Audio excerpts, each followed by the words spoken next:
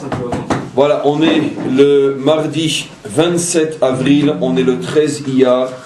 On continue notre cours sur la définition de la Kedusha, anciennement sainteté et nouvellement liberté. Et on a donc expliqué hier que l'expression la plus forte de la véritable Kedusha, de la véritable liberté, c'est la capacité qu'a un homme à gérer des relations humaines extrêmement complexes, extrêmement difficiles, c'est-à-dire donc en ce sens qu'il arrive à se libérer de toutes les pressions et dépressions qui sont inhérentes à cette situation humaine complexe. Ça prouve que véritablement cet homme est libre, il ne se laisse pas oppresser, presser et dépresser ou déprécier par la situation. Et on a donné comme exemple hier l'exemple de la Torah lui-même, qui est donc la relation de l'homme marié avec ses parents, et plus particulièrement avec sa mère, puisque le trio belle-mère, fils et épouse est, on pourrait dire, l'exemple le plus fondamental de la difficulté d'une relation humaine. Il n'y a pas de relation humaine plus complexe, plus difficile que cette relation qui met en présence ces trois personnages. Et si l'homme arrive véritablement à installer le shalom, le respect, la crainte, l'amour à l'intérieur de cette relation-là, alors ça prouve que véritablement il est un homme kadosh, un homme entre parenthèses saint. Et c'est pour cette raison que après la Torah va énoncer, comme on l'a dit hier, toutes sortes de lois qui ont toutes trait à la relation entre l'homme et son prochain, comme la plus célèbre d'entre toutes, tu aimeras ton prochain comme toi-même. Et donc toute cette réussite au niveau relationnel est la conséquence directe de la première de toutes les autres réussites, qui est la plus difficile de toutes, kol hatralot kashot, tous les débuts sont difficiles, la relation entre la mère, le fils et l'épouse. Si un homme arrive à ce niveau-là, il est clair qu'il pourra aussi arriver à ce que la Torah demande par la suite. Tu ne te vengeras pas, tu ne seras pas rancunier, tu aimeras ton prochain comme toi-même, tu ne haïras pas ton frère dans son cœur. Toutes ces demandes-là sont la conséquence directe de la première. Donc on revient toujours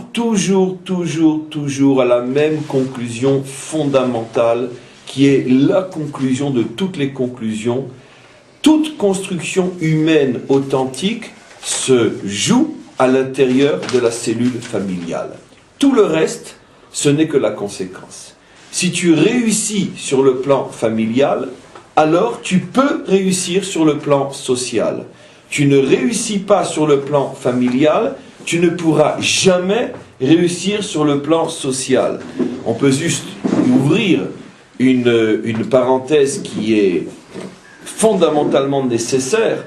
On peut comprendre le mensonge, l'abomination, l'horreur d'un homme qui se prétend représenter Dieu et qui du matin au soir dit « tu aimeras ton prochain comme toi-même » et qui est lui-même pas marié parce qu'il pense que c'est de cette manière-là qu'il peut véritablement servir son Créateur. Il est à l'extrême opposé absolu de la Torah, de son esprit et de sa lettre, et il incarne, on pourrait dire, l'absolu mensonge de l'homme qui prétend pouvoir instaurer l'amour entre les hommes, alors que lui-même n'a pas l'expérience véritable de ce qu'est la relation humaine, puisqu'il n'a ni épouse et ni belle-mère, et donc il est complètement déconnecté de cette expérience de l'amour du prochain.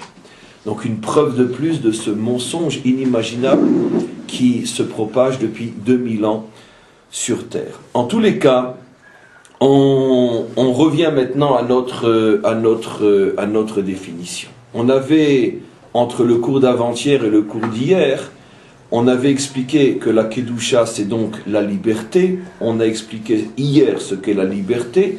Et on a montré que la liberté, la Kedusha, se trouvait dans tous les aspects de la création. Je répète très brièvement, dans le temps, le Shabbat, dans l'espace, le temple, dans les objets, les ustensiles du temple, dans les animaux, la naissance, le premier-né, dans l'homme, Kedoshim Tiyu, qui Kadosh Ani, vous serez saint, vous serez Kadosh. Il nous manque juste une seule dimension pour terminer, on pourrait dire, cette description. Il n'y en a plus qu'un au sujet duquel on n'a pas encore vu s'il pouvait ou comment pouvait-il devenir Kadosh. Le seul qui manque à ce tableau, bien sûr, c'est le Créateur et Maître du monde. Alors, vous serez peut-être surpris, comment peut-on parler de Kedusha au niveau du Maître du monde? D'abord, c'est pas moi qui en parle, c'est dit clairement. Kedoshim Tiyu, ki Kadosh Ani Hashem. Vous serez Kadosh car je suis Kadosh. Alors tout de suite, on s'étonne parce que, d'abord bien évidemment que Dieu est Kadosh, mais il est tellement plus que ça. Surtout qu'on a expliqué que la Kedusha, c'est justement la capacité de se libérer des limites. Les limites du temps, les limites de l'espace, les limites de la nature.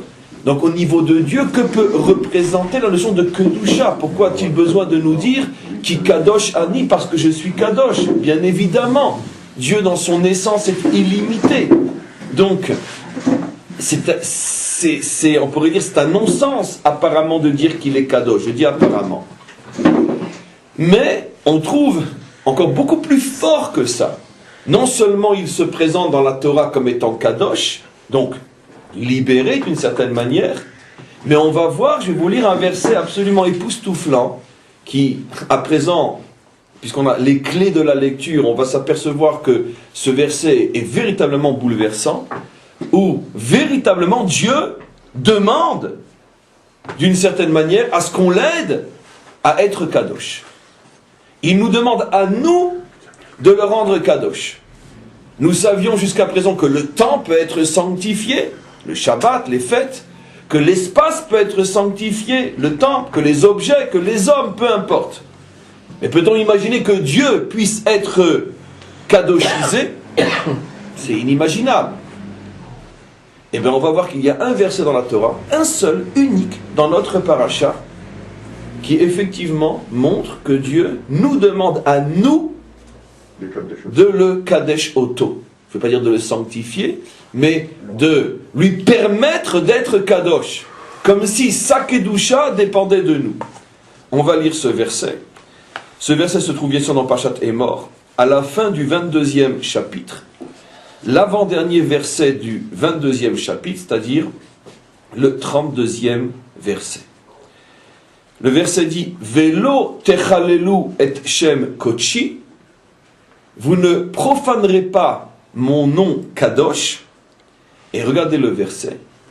Venikdashti betor bene Israël. C'est l'unique fois dans toute la Torah où on retrouve cette expression Venikdashti betor bene Israël. Alors bien sûr, sans le cours d'hier et sans le cours d'avant-hier, et pendant 10 milliards d'années encore, des millions de Juifs liront ce verset et ne pourront pas comprendre qu'il y a ici quelque chose de colossal qui est caché dans un seul mot, Venikdashti. Mais qu'est-ce que peut vouloir dire Venikdashti? Nikdashti, vous me rendrez Kadosh. C'est-à-dire traduit d'après la véritable traduction, vous me libérerez, dans le sens de liberté, tel qu'on l'a expliqué hier, mais peu importe, vous me libérerez. C'est vous qui allez provoquer ma liberté. Ce qui veut dire que Dieu affirme ici que sa liberté dépend de nous. Nous avons le devoir de libérer Dieu. Venikdashti. Je serai libéré, c'est la traduction collée à la lettre. Je serai libéré, Betor Bene Israël, à l'intérieur des enfants d'Israël. Qu'est-ce que ce charabia peut vouloir dire? En tous les cas, on voit qu'effectivement, personne n'échappe à la règle de la Kedusha, même pas le maître du monde, et vous remarquerez dans l'ordre, si vous avez les différents textes dans la tête, que c'est sa Kedusha à lui qui est citée après celle de tous les autres. On avait commencé tout au début de la Torah par la Kedusha du temps, le temps a été libéré grâce au Shabbat. On avait après parlé de la Kedusha, de l'espace, de la Kedusha des animaux, des objets, de l'homme. Et voilà que le dernier qui parle de Kedusha, c'est-à-dire le dernier qui exprime son besoin d'avoir lui aussi de la Kedusha, c'est le Créateur et Maître du monde. Venikdashti betor bene Israël. Maintenant que j'ai préparé mon monde pour qu'il soit Kadosh, je vous ai donné un temps Kadosh, un espace Kadosh, je vous ai donné la possibilité à vous d'être Kadosh. Maintenant, toute cette Kedusha doit agir pour libérer le Maître du monde. Venikdashti betor bene Israël. C'est quelque chose d'absolument fabuleux. On pourrait arrêter le cours ici et méditer pendant plusieurs siècles. Mais on va céder à la méditation en rajoutant quelques clés. Les maîtres du Talmud, donc les maîtres, apprennent de ce verset quelque chose de colossal qui va venir compléter un cours qu'on a déjà commencé la semaine dernière dans Parshat Kiddushin sur le fameux devoir de donner sa vie lorsque un non-juif ou des non-juifs, ça peut être un juif aussi, mais généralement un juif ou des non-juifs, exerce une pression sur un juif et le menace de le tuer s'il ne transgresse pas. Rappelez-vous que nous avions vu déjà dans la paracha de la semaine dernière, c'est entre ces deux parachiotes que la Torah nous livre les deux versets qui vont nous donner, on pourrait dire, la loi dans son ensemble. On avait vu la semaine dernière un verset qui disait « Vechai ba'em » vous vivrez avec elle. Et de là, nos maîtres apprennent, vous vivrez avec elle et non vous mourrez avec elle. Et de là, ils apprennent que si un non-juif menace de mort un juif et lui dit transgresse ou je te tue, on a l'obligation de transgresser parce que la Torah nous demande Vechai ba'em, celui qui te demande de manger kasher et celui qui t'oblige à vivre. Donc si tu veux te soumettre à ses ordres, de la même manière que tu as l'ordre de manger kasher, tu as l'ordre de manger non kasher si ta vie est en danger. Dans les deux cas, tu sers Dieu. Parce que ta vie est au-dessus de la nourriture kasher. Vechai ba'em. Quand bien sûr ta vie est en danger réel de mort. Comme dans le cas cité, ne faisons pas d'analogie et d'extrapolation en matière de loi qui est véritable science. Et donc, dans ce domaine-là, la Torah me dit Vechai ba'em, je t'ordonne de vivre. Ta vie ne t'appartient pas, ne décide pas de mourir. Car j'ai besoin de ta vie pour me servir encore. Mais nous avions expliqué qu'il y a une exception à cette règle-là. Ce sont les trois grandes fautes fondamentales. On avait donc consacré tout un cours pour montrer que ces trois grandes fautes fondamentales ont la force de rendre impure la terre. Elles ont une telle puissance, ces fautes, qu'elles arrivent même à souiller le minéral au point que la terre rejette, vomisse ses habitants. Ce sont des fautes extrêmement puissantes, puisque non seulement elles détruisent l'homme, mais elles détruisent même le monde créé jusque dans sa matière la plus matérielle qui est le minéral, au point que la terre réagit et vomit ses habitants. Ces trois fautes sont l'idolâtrie, la débauche et le meurtre. Celles-là ne rentrent pas dans la catégorie de Chai ba'em, tu vivras avec. Pourquoi? On avait expliqué globalement, parce que la Torah te demande de vivre, de continuer à vivre. Mais si tu fautes dans ces trois fautes, ta vie est vidée de sens, ça ne s'appelle plus une vie, et c'est pas pour ce genre de vie que la Torah te demande de transgresser. Car, selon l'expression bien connue, mieux vaut mourir debout que de vivre à genoux. C'est-à-dire donc que mieux vaut mourir juif que vivre comme un rebelle à sa Torah. Donc, au niveau de ces trois fautes, la Torah considère que tu n'as rien à préserver, parce que si tu transgresses, de toute façon, tu ne pourras plus vivre comme un juif. Maintenant, on avait mis en évidence aussi, on reviendra sur cette notion-là, que ces trois fautes, pourquoi justement étaient-elles si graves? Pourquoi elles vidaient la vie d'un juif de son contenu? Et pourquoi elles étaient à ce point puissantes qu'elles arrivaient à souiller même le minéral? Parce qu'on avait expliqué que ces trois fautes ont en commun qu'elles remettent en cause l'un des principes, non, je dis une bêtise, c'est l'un, vous allez comprendre pourquoi je dis l'un en vérité, l'un des deux principes fondamentaux sur lesquels tient toute l'identité d'Israël, Ce principe-là, c'est l'unité. Écoute Israël, Hachem est ton Dieu, Hachem est un. L'unité, c'est-à-dire donc proclamer que le monde est un et qu'il n'y a aucune dualité, aucune rivalité réelle, profonde entre les différentes forces de ce monde, même si à nos yeux, à cause des limites de notre compréhension, on a l'impression que le monde se déchire entre des forces contraires, fondamentalement tout est un, et l'histoire va vers le dévoilement de ce un. Mais si tu commets l'une de ces trois fautes-là, à ce moment-là, tu remets en question d'une manière grave l'unité du monde, et on avait expliqué très facilement pourquoi. L'idolâtrie, par définition, c'est remettre en cause l'unité de Dieu, ou l'unité de son action dans le monde, puisque tu reconnais, tu confères à des intermédiaires un statut divin, donc un statut indépendant du maître du monde, comme si eux avaient le pouvoir d'agir, de gérer, de décider indépendamment du maître du monde, alors que nous devons comprendre qu'il ne s'agit que d'ustensiles, que d'instruments qui n'ont aucune autonomie. On a donné cet exemple que je redonne constamment, qui est l'exemple fondamental qui résume la folie, le ridicule de l'idolâtre. Imaginez-vous que vous faites venir chez vous quelqu'un pour faire des travaux, peinture, réparation, etc. Automatiquement, il vient avec une trousse à outils. Et puis, à la fin de la journée, il vous appelle pour constater le travail qui est extrêmement bien fait. Vous êtes tellement content, vous voulez, en plus du salaire, manifester votre satisfaction. Vous demandez absolument un rendez-vous avec la boîte à outils. Bon, il ne vous comprend pas. Pourquoi la boîte à outils? Je veux absolument tout avec moi la boîte à outils. Et bon, vous ouvrez la boîte à outils et vous prenez le marteau. Merci, merci, merci, marteau, merci, marteau. Prenez la scie, oh ma scie, oh ma scie, oh ma scie. D'accord. Et vous caressez, vous embrassez, vous remerciez, vous décorez les outils. Pas un mot, pas un merci, pas un rien pour l'artisan lui-même. Tout le monde comprend que cette situation est tellement ridicule que même si quelqu'un voulait en faire un film comique, je pense que ça ne ferait rire personne. C'est trop ridicule pour qu'on en rie.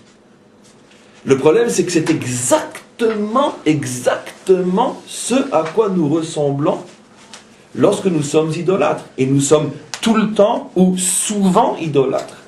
Lorsqu'une personne a été gravement malade et que Baruch Hashem, grâce à un bon médecin, des bons médicaments, il s'en sort, et qu'il ne que louange, remerciement et reconnaissance pour le médecin et les médicaments, et qu'il n'y a pas un mot ou presque pour l'artisan qui a utilisé cet instrument qui est le médecin pour te soigner, et bien c'est à mourir de rire ou de honte, exactement de la même manière qu'il y a lieu de mourir de honte ou de ridicule quand tu embrasses uniquement le marteau. Le problème, c'est que c'est plus facile de mourir de honte devant celui qui embrasse le marteau, parce que l'artisan est là devant nos yeux et tout le monde comprend que le marteau n'est qu'un marteau. Seulement, quand il s'agit du vrai, véritable artisan qu'on ne voit pas ou qu'on ne fait pas l'effort de voir, et de son marteau qui est le médecin, qui est un très bon marteau, mais qui n'est qu'un marteau, c'est beaucoup plus difficile de se rendre compte qui est celui qui véritablement a choisi, a soigné, et c'est vrai dans tous les domaines de l'existence. On a gagné une guerre, on a une armée extraordinaire. J'ai pas besoin de dire et de redire, surtout quelqu'un comme moi, ce que nous devons à ces enfants qui risquent leur vie pour nous, que tous les mots et toutes les louanges que l'on pourrait trouver dans la plus riche des langues ne suffira pas, mais quoi qu'il en soit, le véritable artisan de nos victoires et de notre survie, c'est bien sûr le maître du monde. Et donc, il ne faut pas qu'il y ait de bilbouli, il ne faut pas qu'il y ait de confusion à ce niveau-là. Qui est l'artisan et qui est l'outil? Donc c'est ça l'idolâtrie. Tout le monde comprend que quand tu confonds l'artisan et son outil, à ce moment-là, tu portes atteinte au principe même de l'unité qui veut que nous devons comprendre qu'il n'existe que lui. En ce sens, il est la seule réalité qui réellement agit sur notre monde. C'est ça tout le travail d'un juif.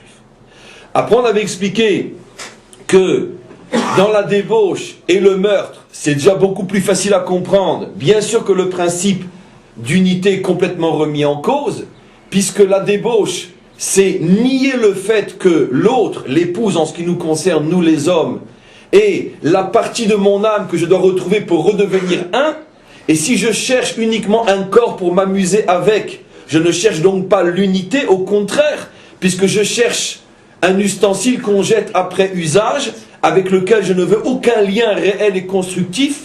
Donc finalement, je nie le fait que la rencontre entre un homme et une femme n'est faite que pour recréer l'unité à l'intérieur de l'être humain. De même, lorsque je tue, il est clair que dans la grande majorité des cas, on ne tue que celui qui nous dérange. Et pourquoi il nous dérange? Parce qu'il est différent, parce qu'il nous remet en cause, parce qu'il nous gêne. Et c'est donc encore une fois la négation absolue de l'unité, puisque qu'est-ce que c'est l'unité? C'est la réunion dans la paix, la fraternité et le respect de tous les contraires et de tous ceux qui se dérangent les uns les autres. Donc automatiquement, si je me débarrasse de mes ennemis, dans le sens, je ne suis pas en légitime défense, je ne rentre pas dans tous les détails intelligents que vous devez deviner, mais si stam, je dégage celui qui me dérange, c'est évident que je suis un homme qui vit dans le manque d'unité le plus total, puisque je n'arrive pas à concilier, à composer, à m'attacher à celui qui m'agresse, avec celui qui m'agresse. Donc ça, ce sont ces trois fautes-là. Maintenant, on avait expliqué, je répète, que toutes les autres fautes doivent être transgressées pour survivre. Mais, aujourd'hui, dans notre paracha, sur ce verset précisément, Venikdashti betor bnei Israël, et selon la traduction ancienne, je me sanctifierai, ou vous, Béné Israël, plutôt, car même d'après la traduction ancienne, il faut coller au texte, vous, Béné Israël, vous me sanctifierez, traduction nouvelle, vous, Béné Israël, vous me libérerez. C'est de ce verset-là que nos maîtres apprennent le complément de toutes les lois que je viens d'expliquer, c'est-à-dire tout ce que nous avons dit, on va le dire avec le refrain du Talmud et avec la gestualité du Talmud, tout ce que nous avons dit jusqu'à présent, que pour toutes les lois de la Torah, sauf les trois, nous avons le devoir de transgresser pour vivre. Toutes ces lois-là que nous transgressons pour vivre, c'est uniquement si le chantage est fait en privé, c'est-à-dire non en présence d'une communauté juive. Mais si la menace est faite en présence d'une communauté juive, à ce moment-là, pour n'importe quel commandement, même un minhag, même une simple coutume qui s'est imposée dans notre peuple, mais qui au départ n'est qu'une simple coutume, même pour une simple coutume, il faut se laisser tuer. Je précise d'abord les modalités de ce que je viens de dire. Communauté, on entend par là la communauté fondamentale, le noyau communautaire, l'atome communautaire qui commence, comme on le sait, à partir de 10 juifs, dont la victime. C'est-à-dire que si la victime plus 9 juifs, ensemble ils sont 10, donc ils forment un noyau communautaire. Ils sont le début de ce qu'on pourrait appeler l'atome peuple, l'atome nation, qui commence à 10. Si le chantage est fait en présence de ces 10 juifs, dont la victime, à ce moment-là, si le non-juif dit « transgresse ou je te tue », même s'il ne me demande que de transgresser une simple coutume, je dois me laisser, j'ai l'obligation, pas je dois, j'ai l'obligation de me laisser tuer. Et le Talmud va très très loin, il dit par exemple, à l'époque où le Talmud parle, les juifs avaient l'habitude, c'était devenu une habitude qui était un usage juif par excellence. Les non-juifs, au milieu desquels vivaient les juifs dont on parle, portaient des lacets de chaussures rouges, et les juifs, pour se démarquer de cette couleur, on pourrait dire criante, voyante, m'as-tu vu, avaient l'habitude, puis le rouge ça fait allusion à Édom, on sait pour nous à quoi fait allusion Édom, notre dernier exil, les juifs avaient pris l'habitude depuis des décennies de mettre des lacets, enfin c'était à cette époque-là on portait des sandalettes Sparte, là, donc avec des lacets qui entourent le bas de la jambe, de prendre des lacets de cuir noirs. Et voilà que tout d'un coup un non-juif se met en colère, il arrête un juif en plein milieu du village juif, donc en présence d'au moins 9 autres juifs, et il amène des chaussures à lacets rouges, il lui dit maintenant tu vas enlever tes chaussures à lacets noirs, tu vas mettre ces chaussures à lacets rouges et tu vas marcher devant tous tes copains pour montrer qui a raison. Sur ce genre de choses, le Talmud dit, on doit se laisser tuer. c'est de la folie, mais on doit se laisser tuer. Pourquoi ? Parce qu'à partir du moment où il s'agit d'un minha qui est rentré à l'intérieur du peuple juif et, on pourrait dire, respecté, accepté, autorisé par les maîtres d'Israël, donc ça veut dire que les maîtres d'Israël pensent que ce minhag peut faire partie intégrante de l'identité d'Israël. Il ne s'agit pas de n'importe quelle idiotie que n'importe quel idiot va idiotement faire rentrer à l'intérieur de notre peuple. On parle de quelque chose qui est passé par la décision des maîtres d'Israël. À partir du moment où les maîtres d'Israël disent ça, c'est la manière qu'un juif a de s'habiller. Si le non-juif menace de mort en présence de 10 juifs dont lui le menaçait, à ce moment-là, même pour ça tu te laisses tuer. Et d'où on l'apprend ? On l'apprend du verset Venikdashti betor bnei Israël. Vous, bnei Israël, me sanctifierez. Velo techalelu et shem kodeshi, vous ne profanerez pas mon nom saint. Et de là, la loi apprend que si au contraire, pour préserver sa vie, le juif dit, mais qu'est-ce que j'en ai à foutre de ces lacets, qu'ils soient jaunes, bleus ou verts, et il change de chaussures pour faire plaisir aux non-juifs, ou plutôt, surtout pour sauver sa vie, à ce moment-là, s'applique sur lui, Velo techalelu et shem kodeshi, vous avez profané mon nom saint. Donc ça va très très très loin ce qu'on apprend de ces versets de notre paracha. Ça va très très très loin. Son statut après il a changé, il devient carré, il devient quoi ? Non, la vérité c'est que ça aussi, c'est la bonté ou la clémence ou tout ce que vous voulez de la Torah, il est clair, malgré tout, que la transgression est transgressée, mais quelqu'un qui a transgressé sous la menace de mort n'a bien sûr pas le statut après coup du véritable renégat qui est en pleine connaissance de cause pour le plaisir, l'intérêt, l'argent ou les pots de vin ou tout, etc., va transgresser. Il ne s'agit pas du tout de la même chose, car c'est évident que la Torah tient compte que malgré tout, un homme panique devant l'idée de mourir. Malgré tout, on lui dit, ta vie, je vais le dire de manière choquante, ta vie vaut moins que ce lacet de chaussures, mais ça c'est a priori, puisque c'est en présence de la communauté d'Israël. Alors là, bien qu'encore une fois je me répète, après coup c'est évident qu'on ne lui ferme pas la porte, on ne le jette pas, on ne le rejette pas, on ne lui rappelle pas sa faute, on l'accepte et on essaye de le réparer avec tout l'amour de celui qui a fauté d'une certaine manière par faiblesse ou cas de force majeure. Il y a l'attitude a priori et il y a notre comportement vis-à-vis de lui a fortiori qui ne sera pas le même qu'avec un véritable fauteur qui pour l'argent, l'intérêt ou le plaisir a envoyé le bon Dieu je ne sais où. En tous les cas... La question qui se oui. pose dans l'exemple que vous donnez, et par extension, c'est de savoir en quoi Dieu est rendu libre, kadosh, par l'acte de la mort. Alors justement, c'est justement ça ce qu'on va expliquer. Qu'est-ce qui se passe maintenant ? Pourquoi justement, on pourrait dire, l'extrême exigence, l'extrême sévérité de la Torah, lorsque la faute, même minime, se fait en présence de 10 juifs, pourquoi l'extrême sévérité de la Torah, qui demande aux juifs de mettre de côté sa vie, devant un lacet de chaussures, où là voit-on qu'il y a un acte de liberté pour Dieu, et pourquoi précisément ça s'appelle Venikdashti, et je serai sanctifié au milieu des enfants d'Israël. Alors la réponse, bien sûr, est évidente. Elle est véritablement évidente. Elle est très très puissante, très profonde. C'est pour ça qu'on n'y pense pas immédiatement. Mais dès que je vais commencer à le dire, vous allez dire, mais évidemment, c'est évident. En vérité, la raison pour laquelle en privé, quand je dis en privé, ça veut dire tant qu'il n'y a pas 10 juifs, donc 8, 7, 6, ça s'appelle encore en privé. La raison pour laquelle en privé, Dieu dit « Vechai ba'em » et tu vivras, toi, en tant qu'individu, car il s'agit ici d'un individu, il n'y a pas de communauté. Toi, l'individu, ta vie est au-dessus de ma loi.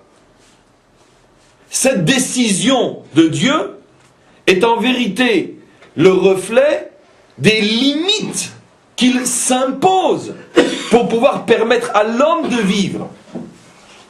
Parce que si Dieu devait s'exprimer selon sa toute-puissance et son infini absolu, à partir du moment où il a demandé quelque chose, et que nécessairement, puisqu'il l'a demandé, ça lui tient à cœur. Et puisqu'on ne peut pas soupçonner un instant le maître du monde de demander des choses qui ne sont pas fondamentalement importantes, et quand je dis fondamentalement importante au niveau d'une sagesse qui est infinie, puisque c'est celle du maître du monde, est-ce qu'il y a un seul juif au monde qui, quand il se met à réfléchir, même avec le peu de connaissances qu'il a, une réflexion honnête, est-ce qu'il y a un seul juif au monde qui n'arrivera pas à la conclusion que si celui qui est censé être la perfection absolue, celui qui est la sagesse absolue et infinie, si il dit ne fais pas cette chose-là, forcément que cette chose-là est absolument importante. Donc comment l'absolument important peut-il tout d'un coup ne plus être important pour que moi je puisse continuer à vivre? C'est qui le moi qui continue à vivre? Ce n'est pas le Baal Shem Tov, ce n'est pas le Ari Akadosh, ce n'est pas le Rambam, c'est le pauvre type que je suis qui, pour la moindre pauvre type de choses, se comporte comme un pauvre type. C'est cette vie-là que Dieu met au-dessus de sa propre loi.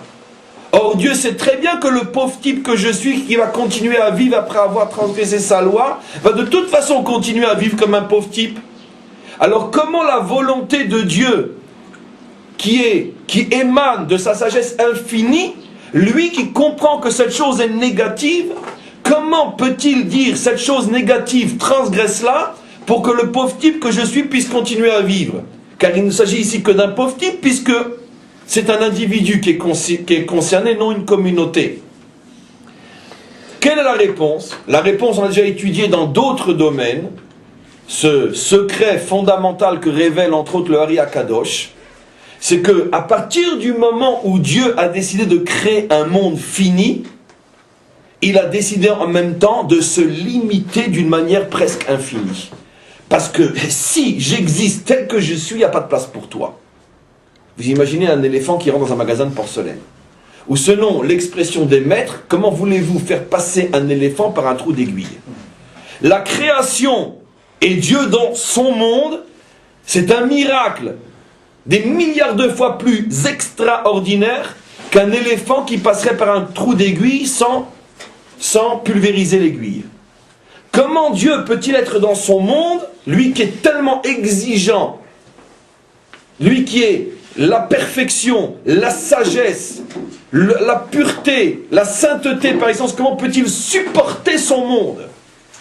Comment peut-il un instant supporter le monde tel qu'il est? C'est lui qui l'a créé.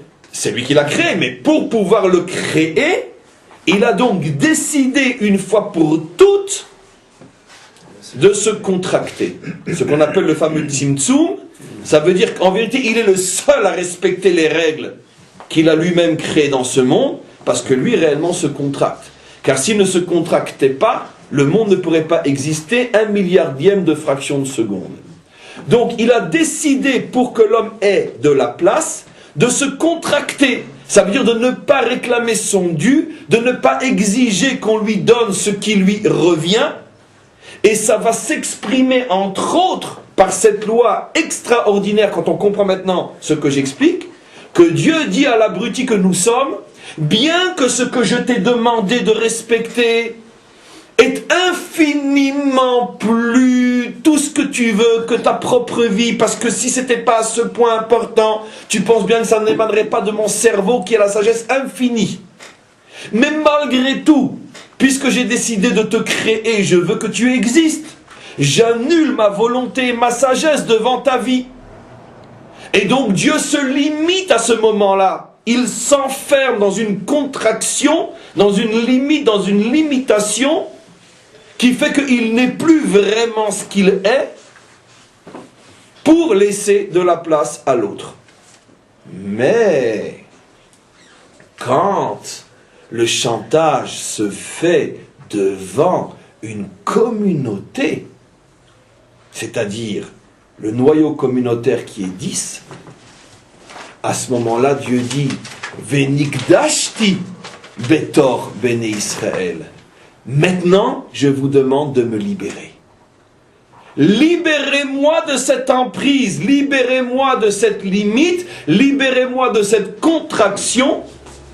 Je veux maintenant, à cette occasion précise, me dévoiler à vous tel que je suis dans toute ma puissance infinie.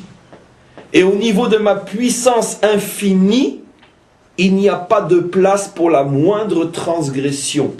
Car toute ordonnance divine, à partir du moment où elle émane de sa sagesse infinie, est forcément au-dessus de toute autre considération, de la même manière que Dieu, dans son essence, est au-dessus de toute autre considération, sa sagesse, sa volonté le sont elles aussi. Simplement qu'il met de côté sa sagesse et sa volonté lorsque c'est un individu qui doit transgresser, mais il ne met plus sa sagesse, sa volonté de côté lorsque c'est une communauté qui doit transgresser. Parce qu'à partir du moment où la transgression se fait à l'intérieur de l'atome communautaire, c'est comme si toute la communauté, à ce moment-là, transgressait. Et j'explique.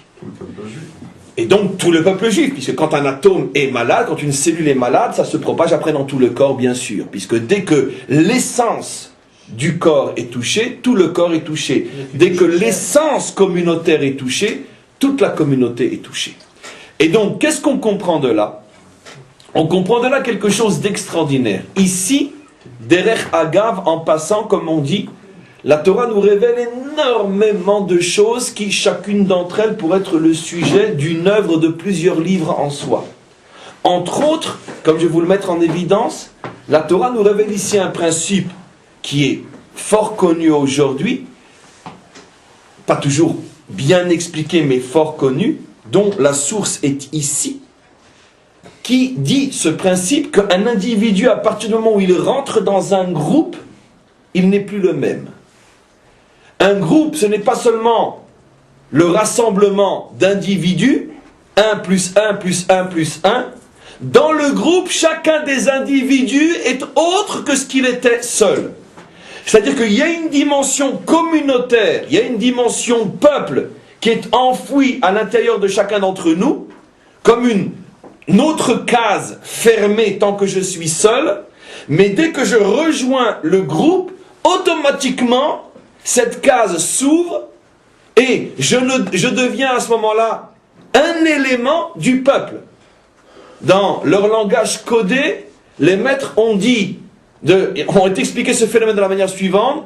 Comment peut-on compter jusqu'à 10 et arriver à 11? Comment compte-t-on jusqu'à 10 et on arrive à 11?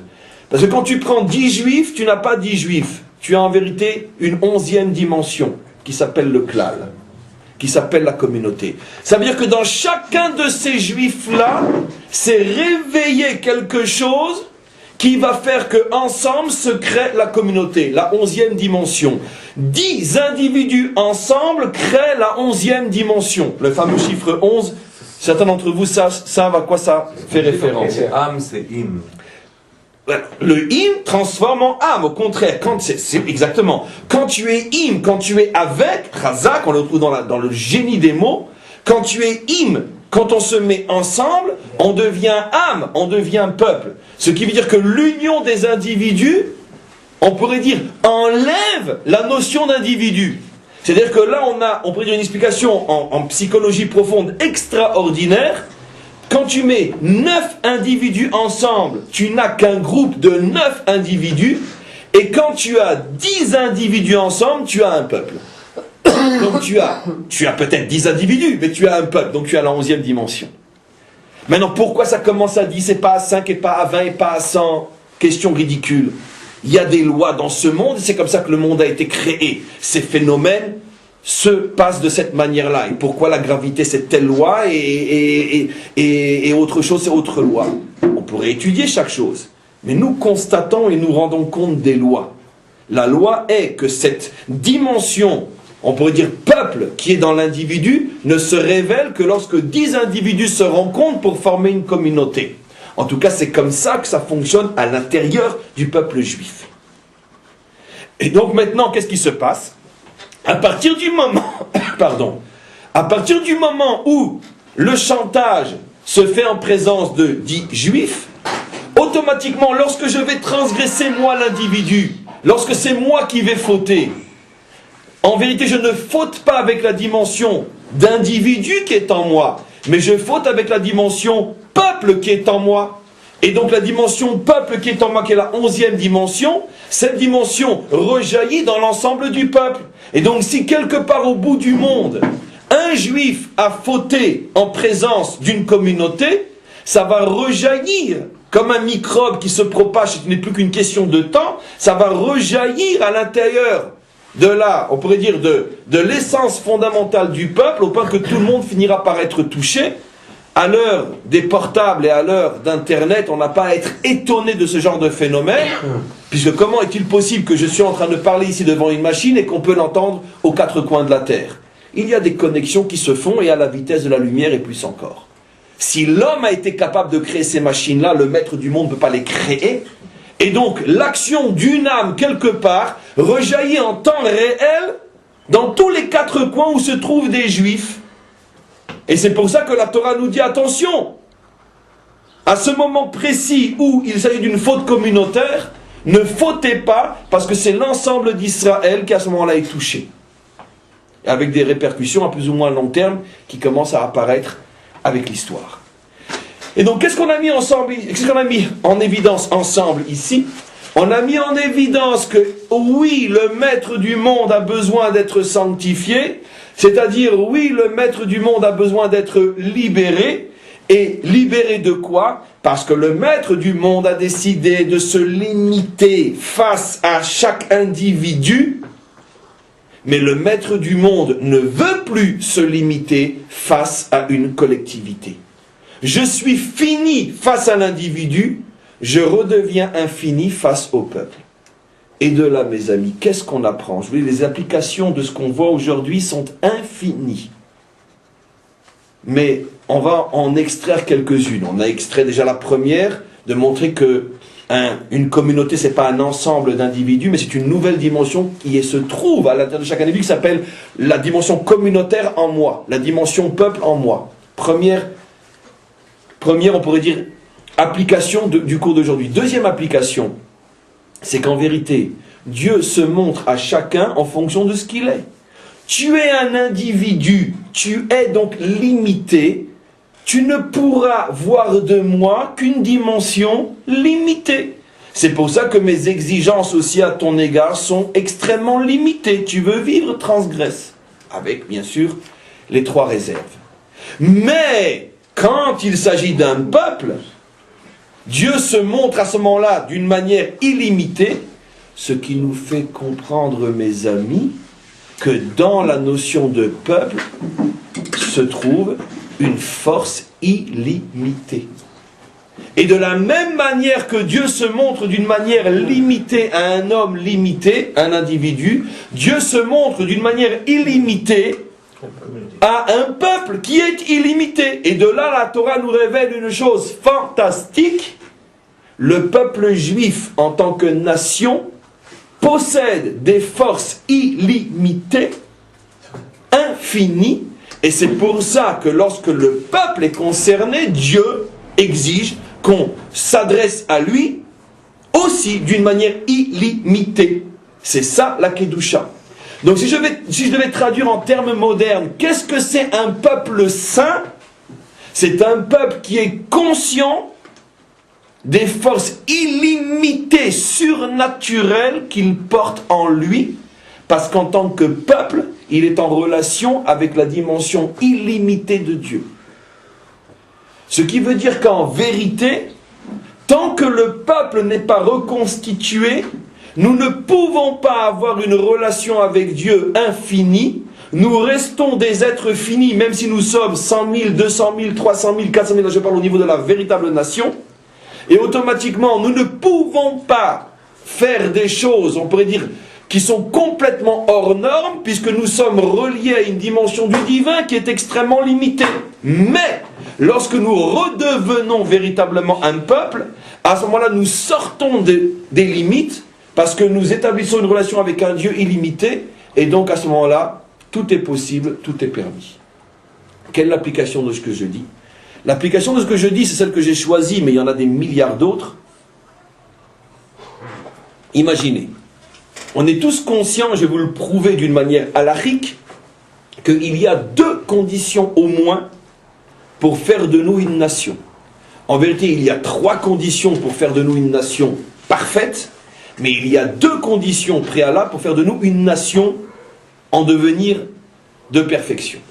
Ces 2 conditions sont bien sûr d'être en Eretz Israël, d'être sur la terre d'Israël, et deuxième condition, que la majorité des Juifs se trouvent sur la terre d'Israël. Troisième condition, que nous ayons le temple et une vraie royauté qui est le reflet du divin. Ça, c'est la dimension, on pourrait dire, messianique. Mais la loi prouve et montre qu'il ne s'agit pas, on pourrait dire, d'un trio indissociable. Si tu n'as pas les 3, tu n'as rien. On voit que quantité de lois s'appliquent, même si nous n'avons pas le 3e temple, parce que nous sommes déjà une nation. Par le fait que nous sommes sur notre terre et majoritaire. C'est-à-dire que la majorité d'Israël est là. Par exemple, des lois touchant la terre elle-même. Vous savez qu'on a l'obligation de prélever sur les récoltes de la terre, la trouma, le maaser, quantité de récoltes qu'on apporte au temple, qu'on donne au Kohanim. Il y a ce qu'on appelle aussi le Yovel, la Shemitah, tous les 7 ans on doit cesser tous travaux, tous les 50 ans aussi. Toutes ces lois qui touchent la terre, c'était forcément des lois qui touchent la terre, ne sont minatora, ça veut dire ne sont réellement ordonnées par la Torah que lorsque la majorité des Juifs se trouve sur leur terre. Mais lorsque la minorité des Juifs se trouve sur leur terre, comme aujourd'hui encore, à ce moment-là, toutes ces lois, d'abord il y en a énormément qui s'annulent, et même celles qui existent ne sont que des rabbanan, ça veut dire sont des ordonnances exigées par les maîtres, mais pas par la Torah réellement, dans cette situation où la majorité n'est pas encore en Israël. Comme pour montrer que on n'est pas encore arrivé à la situation parfaite de l'exigence torahique. Alors maintenant, qu'est-ce qu'on comprend de là? On comprend de là que même si on est 4 millions de Juifs en Israël, s'il y en a 4 millions et demi, ou 5 ou 6 à l'extérieur d'Israël, tous les Juifs, c'est-à-dire les 10 millions, sont considérés comme un ensemble d'individus et non comme une nation. D'où, si je me laissais aller, je déchirerais l'habit pour hurler la douleur que chacun d'entre nous doit ressentir. D'où la responsabilité inimaginable qui pèse sur les épaules de ceux qui ne reviennent pas. Pourquoi? Parce que ceux qui ne reviennent pas, à part tous les drames et catastrophes que cela engendre, ils retardent la formation ou la reconstruction de la notion de nation, ce qui veut dire qu'ils sont responsables de notre impossibilité de dévoiler ces forces infinies qui sont en nous, parce qu'ils sont responsables de l'impossibilité qu'a Dieu de dévoiler lui aussi les forces infinies qu'il possède et qu'il voudrait nous donner, mais qu'il ne peut pas nous donner, parce que ces forces ne peuvent être données qu'à un peuple et non à un individu, même s'ils sont 4 millions. Jamais Dieu ne peut se dévoiler, et ça tout le monde le comprend, j'espère, de sa manière infinie à un juif qui vit à Paris, à Brooklyn ou à Anvers, et jamais Dieu ne peut se dévoiler aussi d'une manière infinie, même à ses enfants qui sont à Jérusalem, si la majorité est encore en dehors de la terre d'Israël. D'où vous imaginez la responsabilité face à son peuple, face à Dieu, et face à la délivrance, puisque la délivrance, bien sûr, n'est possible que si et uniquement si ces forces infinies se dévoilent, et tant que nous ne passerons pas de la minorité à la majorité sur notre terre, ces forces infinies ne peuvent pas se dévoiler, ce qui veut dire que la conclusion est évidente avec tout le poids de la vérité absolue. Même si c'est dur à entendre, tout juif qui continue sans véritablement une raison qu'il peut dire devant le maître du monde sans en mourir de honte, tout juif qui continue à vivre en dehors de sa terre est directement responsable de l'absence, du retard de notre délivrance qui, d'après toutes les dates et tout le bon sens et toutes les certitudes, aurait déjà dû se faire depuis fort longtemps déjà. C'est eux qui portent la responsabilité du retard de la délivrance finale. Sauf, car je précise, celui qui, à ce moment où il entend ce qui est dit, se dit, moi je peux me tenir devant le maître du monde s'il m'interrogeait maintenant et lui prouver jusqu'à le convaincre pourquoi je ne suis pas encore à Jérusalem. Celui-là qui se débrouille avec le bon Dieu. Mais en dehors de celui-là, qui de toute façon n'existe pas, en dehors de celui-là, ce que je dis reste vrai d'une manière absolue et sans nuance possible. On comprend donc maintenant ce qui va se passer dans l'histoire. On sait que d'après les calculs les plus terrestres, d'ici 5-6 ans, en principe selon le rythme de l'Aliyah, la majorité sera là. Vous imaginez, et de l'assimilation aussi, Chazak, c'est ce qu'on veut dire, de l'assimilation et de l'Aliyah. Parce que l'assimilation est plus grande que l'Aliyah. Donc les Juifs qui disparaissent, c'est ceux qui montent. Donc, d'ici 3, 4, 5 ans, la majorité sera là. Vous imaginez ce qui va se passer, mes amis, le jour où, sans le savoir, le Juif qui va nous faire passer de la minorité à la majorité va descendre la passerelle de l'avion et va recevoir sa Teudat Olé, va recevoir son certificat de nouvel immigrant. Et que lui ne saura pas qu'il est celui qui va faire basculer Israël de la minorité à majorité, qui va donc faire basculer Dieu de la dimension finie à la dimension infinie, qui va donc faire basculer Israël de force finie à force infinie, qui va donc faire basculer le monde de l'exil à la délivrance. Qui n'aimerait pas être ce juif-là? Cette majorité, elle est maintenant. Elle est flottante, parce qu'il vient, en attendant, ça repasse de l'autre côté. Non, parce que justement, malheureusement, on parle de l'assimilation. Et c'est pas flottant, parce que justement, l'assimilation est malheureusement beaucoup plus forte que l'Aliyah. Donc l'Aliyah ne rattrapera jamais l'assimilation, malheureusement. Malheureusement qu'on est obligé de se servir de ça pour expliquer ce que je dis. Je continue. Donc maintenant, vous comprenez, qui n'aimerait pas être ce juif-là? Vous comprenez maintenant aussi une chose qui ne peut en aucun cas être comprise sans le cours d'aujourd'hui. Une phrase, ou plutôt une loi du Rambam, qui dit, avec tout ce qu'on essaie de le comprendre, ça reste... c'est pas ça. Il dit que chacun d'entre nous doit se considérer à chaque instant comme s'il était dans une situation où sa mitzvah, sa seule mitzvah qu'il va faire maintenant est celle que le monde entier attend pour faire basculer le monde de l'exil à la délivrance. Comme ça dit le Rambam. Et le Rambam n'écrit pas ce principe dans un livre, on pourrait dire accessoire, un livre de pensée juive. Il rentre cette idée dans son livre de loi. Et on sait très bien que ce que le Rambam a choisi de mettre dans le Mishneh Torah, c'est pour nous faire comprendre que c'est pas de la philosophie, c'est pas de la pensée juive, c'est pas de la mystique, c'est véritablement un enseignement qui fait partie fondamentalement de ce monde et qui concerne chacun d'entre nous. Alors tous les commentaires se posent la question, bon, le Rambam est bien gentil, mais qu'est-ce que ça veut dire? Comment je peux imaginer que ce matin, parce que je vais me laver les mains au lever, parce que je vais faire moderni, parce que je vais manger kasher une fois de plus, etc., je vais faire basculer le monde dans la délivrance? Et d'autant plus qu'on voit que tous les jours, tous les juifs font énormément de mitzvot et le monde bascule chaque jour davantage, à nos yeux bien sûr, dans l'obscurité. Donc qu'est-ce qui se passe? Qu'est-ce que veut dire le Rambam? Le Rambam bien sûr veut dire ce qu'on explique, ou j'explique ce qu'il dit. Le Rambam dit que il y a effectivement des situations dans l'existence où ça ne dépend que d'un juif et d'une mitzvah. Maintenant, chacun d'entre nous doit considérer, le Rambam n'a pas dit qu'à chaque instant je suis ce juif-là qui fait basculer le monde dans la délivrance. Mais potentiellement, tu dois savoir que ça existe. Et comme tu ne sais pas qui va être choisi pour être ce juif-là, et quand et quelle mitzvah, le Rambam dit, considère-toi toujours comme étant peut-être celui qui va avoir le mérite d'être celui-là. Et disons beaucoup plus fort encore que si tu le veux, parce que tu connais ce secret, peut-être que tu vas être choisi pour être ce juif. Imaginez-vous le juif qui comprend ce secret, qui de toutes ses forces demande à Hachem, lui qui est encore aujourd'hui en dehors de sa terre, d'être celui qui va faire tout basculer.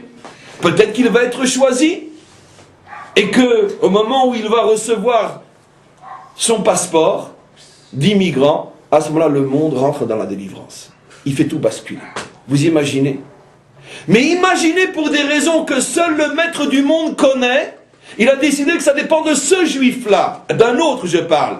Et celui-là ne peut pas se permettre, parce que les affaires marchent tellement bien, ne peut pas se permettre de venir rejoindre les fous que nous sommes dans une ville de fous, dans un pays de fous, dans un monde de fous. Parce que c'est pas bon pour les affaires.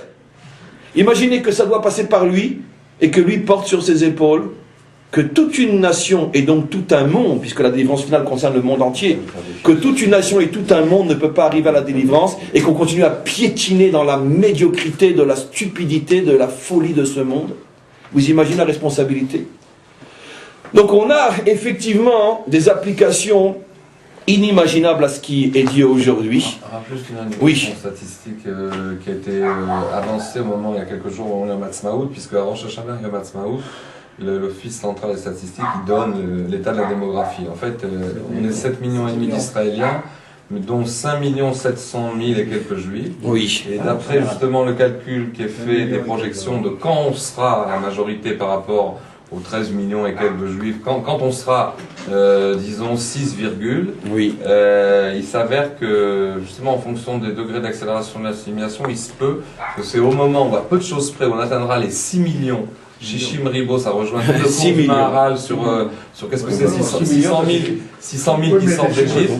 C'est au moment où on atteindra les 6 millions, à peu près dans la même époque, dans le même moment, à quelques mois ou même une année près, qu'on passe à la majorité. Les 6 millions, qui viennent remplacer les 6 millions. Et les juifs, maintenant, je ne peux pas répondre à toutes les questions. Donc maintenant, on comprend aussi, donc les 6 millions viennent remplacer les 6 millions, puisque si le chiffre dit que ça dépendra de 6 millions ici, c'est assez spectaculaire au niveau comment la Providence gère son monde, les 6 millions qui réparent les 6 millions. Mais aussi, ce qu'on doit rajouter avant de passer maintenant aux questions sur le site, c'est que n'oublions pas que l'on comprend aussi, comme je le dis toujours, ce qu'est profondément dans l'inconscient des nations, car bien sûr, ils n'ont pas écouté ce cours, et même s'ils l'écoutaient, ils ne le comprendront pas. Mais dans l'inconscient des nations, quel est le phénomène Gog et Magog? C'est quoi Gog et Magog?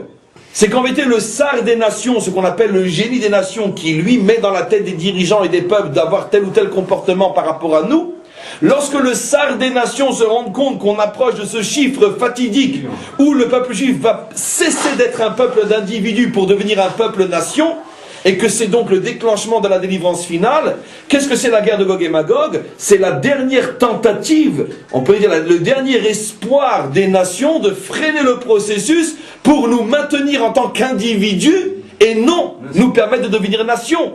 C'est donc pour ça qu'au fur et à mesure qu'on approche, on voit et on comprend tous que la pression est de plus en plus forte, que les masques tombent, que les ennemis d'hier sont les ennemis d'aujourd'hui et encore plus de demain, etc. Et donc on se rend compte et on ne comprend pas pourquoi. Le cours d'aujourd'hui est bien sûr la clé de la compréhension de ce qui se passe. Pourquoi tout d'un coup nos vrais amis d'hier sont aujourd'hui et surtout demain nos vrais ennemis? Pourquoi? Parce que eux-mêmes sont manipulés par des forces qui les dépassent complètement. Le monde ne peut pas se permettre, dans le mal qu'il incarne jusqu'à aujourd'hui, le monde ne peut pas se permettre de laisser Israël de redevenir une nation, parce que si Israël redevient une nation, c'est la fin du mal. C'est pas la fin du monde, c'est la fin du mal. Mais comme pour le mal, le monde ne peut exister que dans le mal, c'est pour eux la fin du monde. Donc la construction pour nous, c'est la destruction pour eux. Donc automatiquement, ils vont tout faire. On n'est encore qu'au début du film, on n'a encore rien vu par rapport à ce qui nous attend, mais qui terminera bien. Au fur et à mesure que vont continuer à arriver ces vagues de Olim Chadashim, à ce moment-là, la pression va aller de plus en plus fort. En vérité, mes amis, mais ça, il ne faut surtout pas qu'ils l'entendent. La chose la plus extraordinaire, il faudrait presque, mais on devrait le faire tous les jours, plusieurs fois. On devrait, nous qui sommes à Jérusalem, faire un Yom Tov à chaque fois qu'une nouvelle vague d'immigrants arrive. Parce qu'à chaque fois qu'une nouvelle vague d'immigrants arrive, nous avançons beaucoup plus vers notre délivrance. Et si on avait la prophétie de savoir quand viendra la vague décisive, on devrait aller à leur rencontre avec des habits de Shabbat, avec des fanfares et des tambourins, etc. Parce que ce sont eux qui vont nous délivrer. La dernière vague qui descendra la passerelle de l'avion. On devrait faire comme on a fait avec les Russes plus souvent alors. Et donc, automatiquement, on comprend donc, encore une fois, la responsabilité extraordinaire de chacun d'entre nous, et comment, d'une certaine manière, il faut, en encourager sans arrêt à ce que ce retour à la majorité se fasse, et on passe maintenant aux questions. Alors,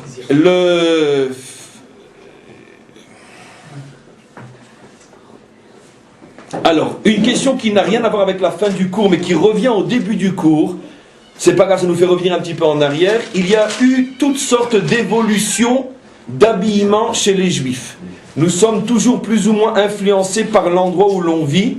Il est vrai qu'alors nous nous rendons un peu moins libres. Bon, alors, je n'ai pas très bien compris la question. Je vous demande d'une manière générale, quand vous posez une question, d'essayer d'être le plus clair possible, parce que vous imaginez la tension dans laquelle je me trouve, la rapidité avec laquelle nous devons lire et répondre aux questions, et donc aidez-moi à vous comprendre par une écriture beaucoup plus facile.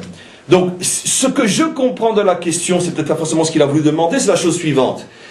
Peut-on dire qu'un juif peut complètement être à ce point en marge de sa génération qu'il porte des habits complètement différents? Et il suffit de me regarder pour voir que non, j'ai un chapeau borsalino, j'ai une cravate italienne, etc. Donc, évidemment que non. On ne parle pas de ça. On ne parle pas ici, on n'a pas fait l'apologie de l'habit tel que certains d'entre nous, sans les juger, Khalila portent encore, aujourd'hui à Meacharim ou à d'autres endroits, qu'ils portent le chapeau de fourrure et l'habit et les bas blancs, etc., que l'on portait encore il y a 300 ans en Ukraine ou en Pologne. Je ne parle pas de ça. Pas toujours. Mais bon, ça, de toute façon, peu importe. Je ne parle pas de ça. Je ne parle pas qu'il faut, et c'est pas ce que le Talmud dit, qu'il faut absolument s'efforcer d'avoir un habit complètement différent. Ce que le Talmud dit, c'est que quand les nations mettent l'accent sur un type d'habit qui est porteur d'une idéologie, et que cette idéologie est contraire à l'esprit de la Torah, là, la Torah nous demande, et ça rentre dans le cadre d'un verset explicite, l'otelchou bechukot hagoyim, n'allez pas selon les lois des nations. Les lois, ça veut dire les comportements idolâtres des nations, ça veut dire idéologiques, contraires à la Torah. Là, la Torah nous demande de se différencier par rapport à l'habit. Alors, à notre époque, et notre époque qui déjà a commencé il y a fort longtemps, où l'habit n'est plus porteur, on pourrait dire, de symboles idéologiques véritablement sérieux et contraires à la Torah, les choses sont beaucoup plus atténuées. Mais il y a eu des époques, voire même pendant des siècles, surtout quand le monde était religieux, et les nations aussi, où on s'habillait d'un habit qui transpire, qui reflète ma croyance. Et donc, les idolâtries étaient répandues dans le monde entier. Les Juifs, après la destruction du premier ou surtout deuxième temple, vivaient au milieu de ces populations-là. Et donc, ils étaient habillés pratiquement tous d'un habit, on pourrait dire, pratiquement religieux. Ça veut dire que dans l'habit, on voyait à quelle idole il appartient. C'est vis-à-vis de ce genre d'habit que la Torah demande l'absolue séparation. Et c'est ce qui s'était passé donc à l'époque de cette histoire que j'ai rapportée, où selon leurs croyances, ils portaient, presque par obligation, des lacets rouges. Et quand les maîtres Israël se sont rendus compte que le lacet rouge était, on va dire, le véhicule d'une idéologie contraire à la Torah, à ce moment-là, les maîtres ont dit, nous on portera des lacets noirs, quitte à donner notre vie pour ça. Mais quand il s'agit d'un habit qui est l'habit à la mode, l'habit de la génération, mais qui n'est pas porteur d'une idéologie, bien évidemment, dans ce cas-là, la Torah ne nous demande absolument pas de nous démarquer de cet habit-là. C'est déjà le choix de chacun. Combien et comment et tu veux ressembler ou ne pas ressembler, bien que la ressemblance, dans ce cas-là, n'est pas vraiment interdite. Je peux poser une question ? Oui. Imaginons le cas où un juif est pris dans une communauté, il est attaché sur une chaise, on lui dit voilà, soit tu mets des lacets rouges, je te libère et tu pourras sauver la personne qui est en train, dans une baignoire attachée, et l'eau coule. C'est-à-dire qu'il a le choix entre sauver une personne, c'est-à-dire, parce que c'est lui qui va la tuer s'il ne ferme pas le robinet, elle va se noyer. Donc soit il tue, soit il transgresse. Je n'ai donné aujourd'hui que on pourrait dire, les lois fondamentales. Il y a sur chacune des lois que j'ai données aujourd'hui, et croyez-moi, pour ceux qui étudient réellement, ils savent à ce à quoi je fais allusion, des dizaines, voire des centaines de cas et de sous-cas et d'applications, comme toutes les lois de la Torah. C'est pour ça qu'on a le Talmud et les commentaires des commentaires jusqu'à aujourd'hui. Il y a sur chacune de ces lois-là quantité d'applications dans des situations qui sont déduites de la situation mère ou matrice. Alors votre cas est aussi un cas cité. Il y a énormément de cas cités. Je ne peux pas rentrer dans tous les détails, je ne rentrerai pas dans les détails parce que cette question va en amener une autre et une autre et une autre. Est-ce que par exemple, lorsqu'on dit transgresse, tue ou transgresse, est-ce qu'il s'agit uniquement de tuer de ses propres mains ou de laisser tuer ou d'occasionner par exemple une dénonciation? Où est la limite? Qu'est-ce qui s'appelle tuer? Qu'est-ce qui s'appelle causer la mort? Être responsable de la mort directement, indirectement? Vous imaginez ce qu'est le cerveau juif et vous imaginez que toutes ces questions ont été traitées dans les moindres détails par les maîtres d'Israël, surtout que malheureusement on a tellement d'expérience de ce genre de situation, nous notre peuple, que nous pouvons en vendre et en revendre au monde entier le genre d'explications sur ces questions-là. Donc effectivement la question se pose, quelle est la limite de tuer quelqu'un? Est-ce que pouvoir le sauver et ne pas le faire s'appelle le tuer? Est-ce que le dénoncer s'appelle le tuer? Est-ce que indirectement être responsable de sa mort s'appelle le tuer? Et ça rentre dans le cadre de je dois me laisser tuer plutôt que. Toutes ces questions, encore une fois, sont résolues et sont tranchées par la loi. Je vous invite à le regarder dans le Shulchan Arour et dans ses commentaires. Mais en tous les cas, je ne peux pas directement répondre à cette question. Vous imaginez bien que dans mes cours, je ne peux que donner les clés fondamentales, mais après, c'est à chacun d'entre nous de rentrer dans la pièce et de prendre ce qu'il a besoin par sa propre étude. Donc, je continue encore une question. La liberté n'existe donc qu'au niveau collectif et jamais individuel. Une personne seule, quoi qu'elle fasse, ne peut-elle donc jamais être libre. Et donc, elle ne pourra jamais être kadosh. Alors, la question est forte, la question est juste, et la réponse c'est oui et non. Oui, la vraie liberté n'est qu'à l'intérieur d'un peuple, et pour nous, le peuple juif. Tant que notre peuple ne sera pas reconstitué, aucun d'entre nous n'est véritablement libre, parce qu'aucun d'entre nous n'est capable de dévoiler, ne serait-ce qu'à l'intérieur de lui-même, les forces infinies qu'il possède. À combien plus forte raison que quand le peuple se reconstitue, non seulement je dévoile les forces infinies qui sont en moi, mais je profite aussi des tiennes et des siennes et de l'autre, etc. Et tout ça s'assemble pour faire de chacun d'entre nous un infini. Mais si la véritable Kedusha, donc la véritable liberté, est impossible sans peuple, il est bien évident qu'un commencement, qu'un début, on peut dire qu'une aspiration vers la vraie sainteté, la vraie liberté, est non seulement possible, mais même un devoir. Donnons un exemple simple. Il y a des tas de choses dans notre Torah qui sont une allusion à la chose véritable, mais qui ne l'est pas encore. Et pourtant, on a une obligation de vivre cette allusion à. Le Shabbat, qui est, comme on le sait, un avant-goût du monde à venir. Est-ce que parce que je ne suis pas encore dans le monde à venir, je ne vais pas faire Shabbat? Non. En faisant Shabbat, tu t'entraînes à vivre l'expérience du monde à venir. Et cette expérience est fondamentale, au point que la Torah punit même de mort, dans des conditions extraordinaires, punit même de mort celui qui profane Shabbat. Parce que la Torah t'ordonne d'avoir l'expérience, ne serait-ce que microscopique, du monde à venir. Et de la même manière, dans quantité d'autres choses, même si je sais à l'avance que je ne peux pas arriver à la délivrance finale, à la liberté totale, à la sainteté parfaite, j'ai l'obligation de me mettre en direction vers, en condition de. Et ça commence déjà, comme je l'ai expliqué hier, par être déjà à l'intérieur d'un groupe. Tant que je suis seul, fondamentalement seul, je n'ai même pas le microcosme, le goût, l'avant-goût, l'arrière-goût de la véritable liberté. La liberté est une expérience qu'on partage. Et si je n'ai pas avec qui partager, je n'ai pas commencé à vivre, à me diriger vers la liberté. Donc, l'application concrète de ce que je dis est qu'effectivement, chacun d'entre nous, quelle que soit sa situation, quel que soit son âge, quel que soit son passé, a l'obligation, tant qu'il a encore un souffle de vie en lui, d'aspirer à cette liberté en commençant déjà à ne plus vivre seul, à vivre à deux, à vivre à trois, à vivre à quatre, à faire partie d'une communauté qui lui permet de partager l'expérience de la vérité, la liberté. Une dernière question, on termine. Bon, il y a quelques remarques et voilà. Et donc, on arrête le cours pour aujourd'hui et on continue demain. Je tiens à préciser, je le repréciserai, que dimanche matin, il n'y aura pas pas court. C'est l'Akba Omer, je serai Bezrat Hashem à Méron, je vous invite à y être aussi.